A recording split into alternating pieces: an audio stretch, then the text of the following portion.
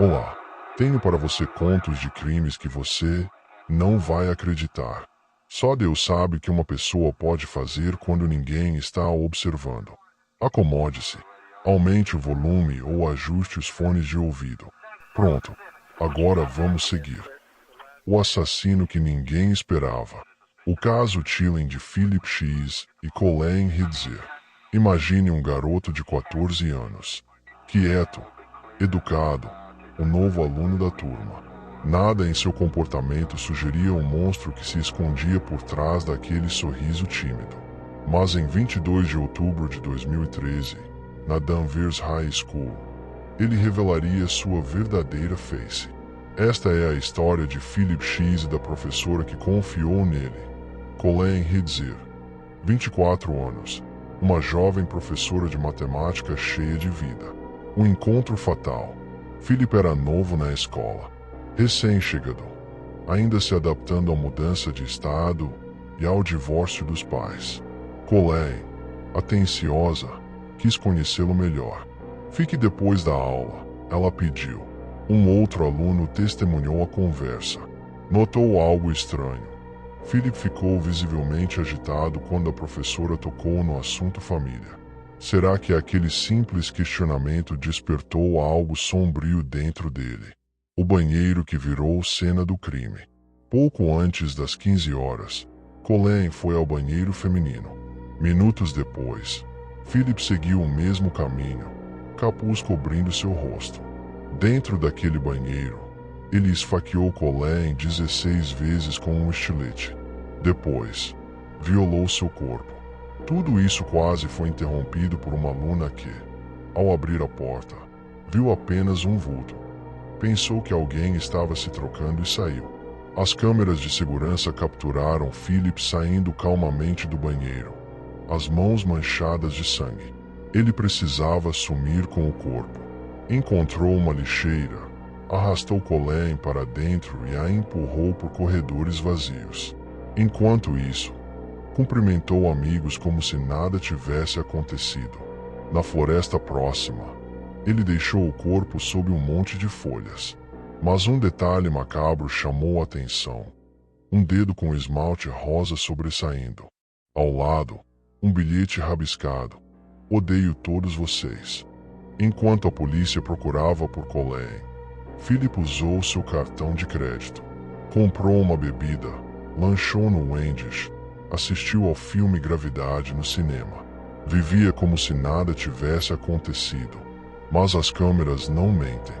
Preso enquanto vagava por uma estrada, sua mochila continha pertences de Colleen. Em 2016, foi condenado a 40 anos de prisão por assassinato, estupro e roubo. Mas a história não acaba aí. Enquanto aguardava julgamento, tentou cometer outro crime dentro da prisão juvenil. A pergunta que fica: como um garoto de 14 anos, descrito como gentil, transformou-se em um monstro? Foi a mudança, o divórcio dos pais, ou algo muito mais obscuro já vivia dentro dele? Esta é uma história real, e o pior pesadelo de qualquer professor. Elise Matsunaga, seu novo namorado e como ela está hoje. Elise Matsunaga está cumprindo sua pena de 16 anos enquanto namora, na prisão com um homem trans. Veja mais detalhes de como ela está hoje na sua pena de 16 anos no presídio de Tremembé, interior do estado de São Paulo. Sua previsão de conclusão da pena é 2035. A criminosa gravou recentemente uma minissérie com o nome Elise Matsunaga. Era uma vez um crime, para o Netflix. Sim, essa série tem spoiler. As entrevistas foram realizadas durante as saidinhas de Elise, com uma equipe formada totalmente por mulheres. Foi tentar vitimizar a autora dos crimes para tentar justificar seu assassinato seguido de esquartejamento a sangue frio. Saidinhas ou saídas temporárias são os privilégios que a legislação brasileira dá aos presos em regime semiaberto, em datas especiais e comemorativas, como o Natal e o Dia dos Pais. Elise está namorando na prisão com uma pessoa que cumpre pena na ala feminina e foi condenada em 5 anos por tentar matar o avô. Elise Araújo Kitano Matsunaga, Nasceu no dia 29 de novembro de 1981 em uma família pobre do interior do Paraná. Criada pela mãe solteira e empregada doméstica, passou a infância na cidade e estudou em colégios públicos.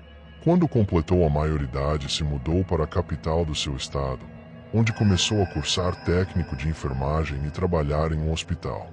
Passado pouco tempo, se mudou para São Paulo, onde veio a trabalhar como prostituta. Ela oferecia seus serviços em um site próprio para esse tipo de conteúdo. Foi através dele que Elise conheceu Marcos. O executivo era casado com outra mulher, mas manteve uma relação extraconjugal com a paranaense durante 3 anos, até largar sua esposa para ficar com a Elise. Até a época do crime, ninguém fazia ideia que esse era o passado de Elise, apenas o próprio Marcos. Eles faziam questão de esconder esse segredo, para não sofrer reprovações por parte de amigos e família. Em 2010, Elise descobriu que Marcos estava traindo ela e a princípio ela não sabia quem era a mulher da traição. Porém, mais tarde se descobriu que também era uma prostituta que trabalhava no mesmo site em que Elise trabalhou. Como Marcos não estava mais vivo, temos apenas a versão de Elise para a relação entre o casal. A paranaense alega que Marcos era uma pessoa muito agressiva, e sempre que era confrontado sobre suas amantes, reagia de maneira agressiva. Porém, não há nenhuma prova, indício ou testemunha de que isso realmente aconteceu. Em 19 de maio de 2012, às 19h30, Marcos desceu até o térreo do prédio onde morava para buscar uma pizza. Pelas imagens do elevador, ele parecia um pouco nervoso, mas nenhum comportamento muito diferente. Suas últimas imagens foram essas. Quando retornou ao apartamento, foi assassinado pela própria esposa com um tiro de pistola calibre .380 ACP. A princípio acreditava-se que Marcos tivesse desaparecido ou então sequestrado, já que desconfiavam que o sumiço pudesse ter relação com as negociações bilionárias da venda da empresa da família. Enquanto as buscas por Marcos continuavam, foram descobertos alguns dias depois, em 23 de maio, pedaços do corpo de um homem em Cotia, uma cidade próxima de onde Marcos morava. A princípio, a polícia não conseguiu descobrir quem era o cadáver, mas os guardas repararam que uma perna estava vestida com uma calça de grife, que na época custava R$ 600, um valor bastante elevado. Nos dias seguintes, foram achadas mais partes do mesmo corpo, até que no dia 4 de junho, o corpo foi identificado pelas autoridades como sendo de Marcos Quitano. Durante todo o julgamento do caso, a defesa utilizou de uma tática bastante emocional para tentar comover o júri. Os advogados de Elise sempre tentaram atacar o comportamento de Marcos, para tentar justificar o assassinato seguido de esquartejamento. Ela sofreu uma pena de 16 anos de detenção, uma punição muito leve para uma pessoa com todos os traços de um psicopata. Se essa história te surpreendeu, imagine o que mais temos por aqui. Inscreva-se no canal, curta e comente o que achou. O YouTube pode achar que você não gostou do nosso vídeo e parar de entregar o conteúdo. Conto com você. A tragédia de Judith Barsi. O sonho de Hollywood transformado em pesadelo. Judith Barsi parecia destinada ao estrelato. Filha de imigrantes húngaros, sua presença carismática e talento natural chamaram a atenção de um agente ainda quando ela tinha apenas 5 anos, enquanto patinava no gelo.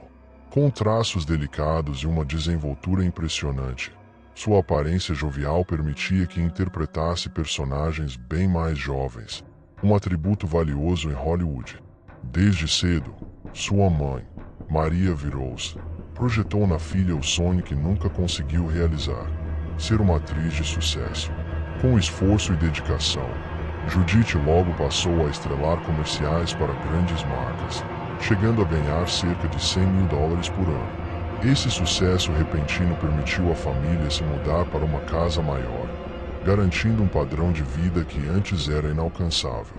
Mas, longe das câmeras, a realidade de Judith era sombria. O pai de Judith, Joseph Barsi, era um homem dominado pela insegurança e pelo alcoolismo. Seu passado já era marcado por violência e abuso, tendo abandonado 2 filhos de um casamento anterior na Hungria. Com o passar do tempo, sua frustração e ciúmes da própria filha cresceram, transformando a casa da família em um ambiente de terror. Joseph se tornava cada vez mais agressivo. Sua paranoia se intensificou a ponto de erguer uma cerca de ferro ao redor da casa, mesmo morando em um bairro seguro. Começou a ameaçar Maria e Judith constantemente, dizendo que as mataria caso tentassem fugir. Em um episódio assustador, mostrou um galão de gasolina e explicou em detalhes como queimaria seus corpos enquanto dormiam. As agressões eram frequentes. Joseph golpeava Maria no rosto, tentava sufocá-la e destruía pertences de Judith para puni-la por seu comportamento mimado. A menina começou a apresentar sinais claros de sofrimento.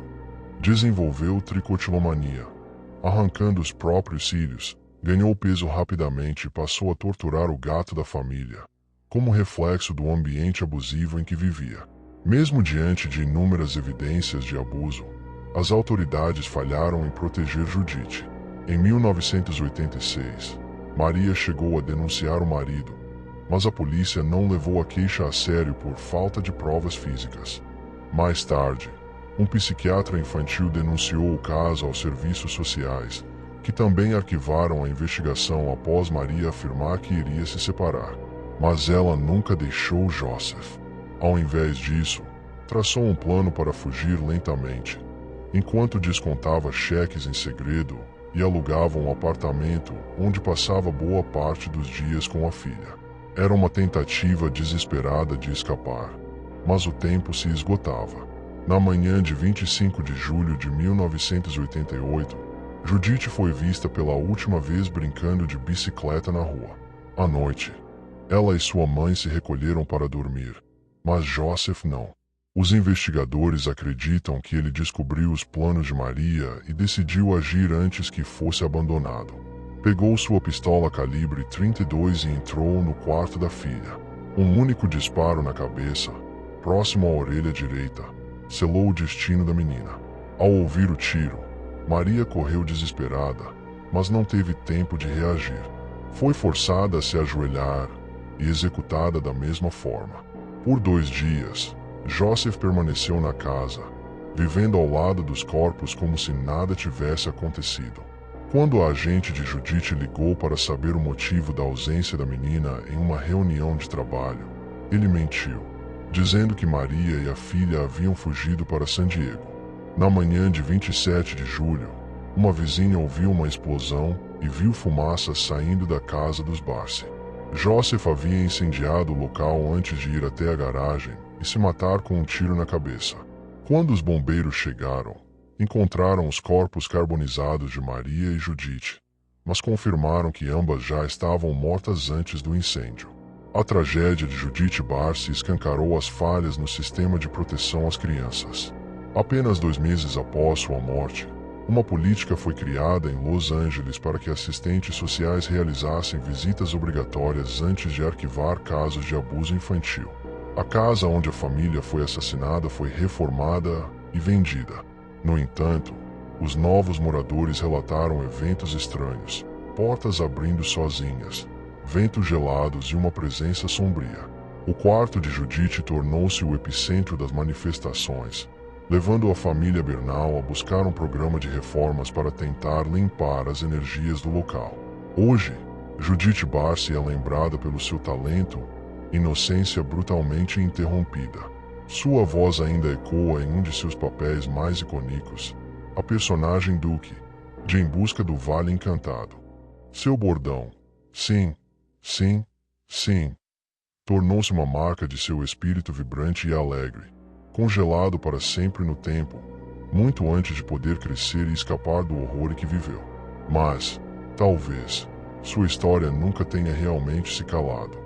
Talvez sua voz ainda ressoa, sussurrando entre as paredes da casa, onde tudo aconteceu.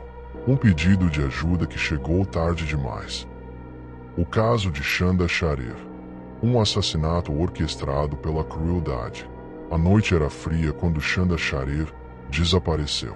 O que começou como uma inocente amizade escolar logo se transformaria em um jogo perverso de ciúme, vingança e tortura. Ela tinha apenas 12 anos quando foi atraída para uma armadilha arquitetada por 4 adolescentes que não demonstraram um pingo de remorso. Quem era Chanda Charer? Chanda Renée Charer nasceu em 6 de junho de 1979. Filha de Stephen Charer e Jacqueline Wald. Era uma garota comunicativa, animada e adorava fazer amigos. Seus pais se separaram quando ela ainda era muito jovem, e sua mãe, após um segundo casamento, mudou-se para Louisville. Lá, Chanda se destacou na escola, participando de times esportivos e se envolvendo com a comunidade estudantil. Mas foi em 1991, quando sua mãe se divorciou novamente e elas se mudaram para New Albany, Indiana, que sua vida começou a mudar drasticamente. Ela se matriculou na Hazelwood Middle School. Pouco depois, foi transferida para a escola católica Nossa Senhora do Perpétuo Socorro. Chanda levava uma vida comum para uma pré-adolescente, cheia de sonhos e planos para o futuro. Mas uma amizade aparentemente inocente com Amanda e Avril deu início a uma sequência de eventos que acabaria em um desfecho brutal e inimaginável. Melinda Loveless tinha uma vida marcada por abusos e violência. Seu pai, Larry Loveless, era um homem perturbado, tratado como herói de guerra na comunidade, mas que escondia um lado sombrio. Relatos apontam que ele não apenas abusava da própria família, mas também tinha um fascínio doentio por suas filhas. Criada em um ambiente de medo e negligência, Melinda cresceu com um profundo ressentimento e uma personalidade vingativa. Quando seu relacionamento com Amanda e Avril começou a ruir, ela direcionou todo seu ódio para Chanda Charer, a quem via como uma ameaça. Mary Laurine Laurie Tackett era uma garota obcecada pelo ocultismo e pelo sadismo. Desde cedo, relatava alucinações e exibia um comportamento perturbador. Seus pais eram extremamente religiosos, mas isso não impediu que ela desenvolvesse uma fascinação por violência e autodestruição. Ela se descrevia como possuída pelo espírito de Diana, a vampira, e sentia prazer em assustar as pessoas. Seu comportamento autodestrutivo a levou a automutilações frequentes e internações psiquiátricas. Mas nada disso impediu que, ao lado de Melinda, ela se tornasse peça-chave no crime hediondo que se desenrolava. Hope Hippie e Toni Lawrence eram amigas de infância. Ambas tinham passados marcados por abusos e violência, mas suas histórias tomaram um rumo ainda mais sombrio quando se envolveram com Laurie e Melinda. Elas poderiam ter sido apenas espectadoras naquela noite fatídica, mas em vez disso, se tornaram participantes ativas do pesadelo que Chanda viveria. Era 10 de janeiro de 1992 quando as 4 adolescentes iniciaram seu plano. Elas dirigiram até a casa de Chanda, fingindo serem amigas de Amanda e Avril. O convite era sedutor, uma visita ao misterioso Castelo da Bruxa, uma casa em ruínas envolta em lendas. Chanda hesitou, mas a curiosidade e a promessa de encontrar Amanda falaram mais alto. Mal sabia ela que, ao entrar naquele carro, estava assinando sua sentença de morte. Melinda, escondida no banco de trás, esperou o momento certo para saltar sobre a garota, pressionando uma faca contra sua garganta. "Você ainda gosta da minha namorada?" Ela sussurrou, sua voz carregada de ódio. A partir daquele momento, Chanda estava nas mãos delas. O que veio a seguir foi um espetáculo de crueldade inimaginável. Levada para uma estrada deserta, Chanda foi amarrada, agredida e torturada. Elas arrancaram seus anéis, cortaram suas roupas e riram de seu desespero. Melinda se deliciava com o sofrimento da menina, enquanto as outras seguiam seu comando, cada uma contribuindo para prolongar sua agonia. Elas a esfaquearam repetidamente. Tentou estrangulá-la. Quando perceberam que ela ainda estava viva, a jogaram no porta-malas do carro. O horror não terminou ali. Durante a madrugada, elas pararam diversas vezes para verificar se Chanda ainda respirava. A cada gemido de dor que escapava do porta-malas, Laurie ria e Melinda aumentavam a crueldade. Mas foi ao amanhecer que o ato final aconteceu. Em uma estrada isolada, Elas retiraram Shanda do carro, derramaram gasolina sobre seu corpo e a incendiaram, ainda viva. Mais tarde, como se nada tivesse acontecido, elas foram ao fast food, rindo e se vangloriando do que haviam feito. Melinda descrevia em detalhes a tortura, enquanto Laurie zombava da menina, em agonia. Acharam que haviam cometido o crime perfeito, mas o corpo carbonizado de Shanda foi encontrado por um caçador, e as pistas logo levariam as autoridades até elas. O assassinato de Shanda Sharer não foi um ato impulsivo. Foi meticulosamente planejado, alimentado pelo ódio, pelo ciúme e pela psicopatia de 4 adolescentes que acreditavam que nunca enfrentariam as consequências. Mas a justiça veio. Uma por uma, foram presas e condenadas, levando o caso de Shanda Sharer a se tornar um dos crimes mais chocantes da história dos Estados Unidos. O que começou como um simples baile escolar desencadeou uma onda de terror que acabou com a vida de uma jovem cheia de sonhos. E, até hoje, sua história ecoa como um lembrete sombrio da crueldade que pode se esconder nos lugares mais inesperados. Histórias como essa merecem ser contadas. Então, me diga nos comentários o que mais você quer ver por aqui. Skylar Neese, a adolescente assassinada por suas melhores amigas. Uma jovem de 16 anos desaparece sem deixar rastros. E 6 meses depois, sua melhor amiga confessa tê-la assassinado. Skylar Neese foi brutalmente esfaqueada mais de 50 vezes. Skylar Neese morava na pequena cidade de Star City, Virgínia Ocidental, Estados Unidos. Filha única de David e Mary Neese, era uma estudante exemplar e querida por todos. Na noite de 5 de julho de 2012, após voltar de seu trabalho em uma lanchonete de fast food, ela deixou o apartamento dos pais sem ser notada, saindo pela janela do quarto. Na manhã seguinte, seus pais encontraram a janela aberta. Ao verificarem as câmeras de segurança, viram Skylar saindo do prédio, mas nenhum veículo ou pessoa aguardando do lado de fora. Diante do sumiço, a polícia foi acionada e a comunidade local se mobilizou, tentando entender o que poderia ter acontecido. Skylar teria fugido por vontade própria, ou alguém lhe fizera mal. Seu desaparecimento abalou a pacata cidade de apenas 2.000 habitantes. Skylar tinha 2 melhores amigas, Shelia Ed e Raquel Shoal.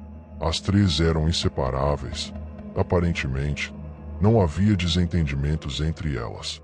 Shelia conhecia Skylar desde o ensino fundamental, enquanto Raquel entrou no grupo no primeiro ano do ensino médio.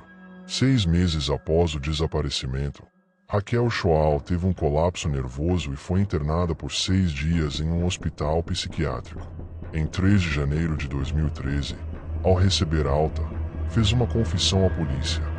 Ela e Shelia Ed tinham assassinado Skylar. Raquel revelou ainda o local onde enterraram o corpo da amiga. Naquela noite, Skylar saiu de casa e encontrou as amigas em um carro próximo. Elas dirigiram cerca de 30 quilômetros até uma área isolada, onde fumaram maconha.